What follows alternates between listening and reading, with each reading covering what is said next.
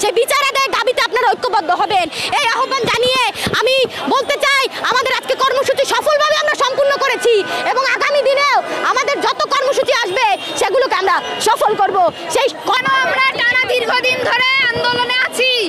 একটা দেশের সরকার কতটা অমানবিক, কতটা স্বৈরাচার হলে এভাবে নিরস্ত্র ছাত্রদের উপরে গুলি করতে পারে, এবং এই গুলি শুধু সম্মুখে না, তারা উপর থেকে হেলিকপ্টার দিয়ে বিভিন্ন জায়গায় তারা গুলি করেছে, এবং এখানে এই গুলি থেকে শুধু শিশুরা পর্যন্ত রেহাই পায় নাই।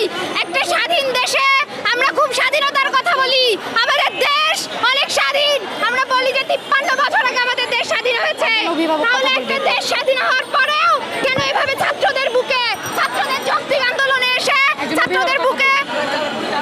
ছাত্রদের বুকে গুলি করা হয়? আপনারা জানেন যে একটা সরকার ক্ষমতায় টিকিয়ে থাকার জন্য কতটা বর্বর হয়ে যেতে পারে। এই বাংলাদেশের হিস্ট্রিতে এরকম নজির দেখা যায় নাই, এত ছাত্র হত্যা দেখা যায় নাই।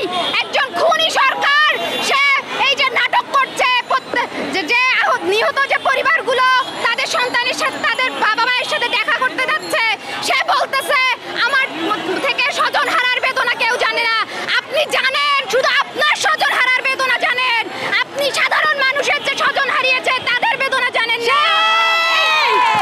আপনারা দেখবেন যে তাহমিদ নামে একটা ছেলে, তার বাবাকে সরকার টাকা দিতে চেয়েছিল, তিনি একজন পান বিক্রেতা, তিনি বলেছে আমার ছেলের লাশের বিনিময়ে আমি টাকা নিব না।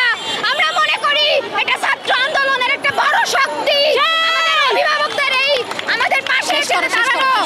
সংগ্রামী বন্ধুগণ, আমরা চাই যে আমাদের এই আন্দোলন চলবে যতদিন না পর্যন্ত আমাদের 9 দফা দাবি আদায় হবে, এবং এর মধ্যে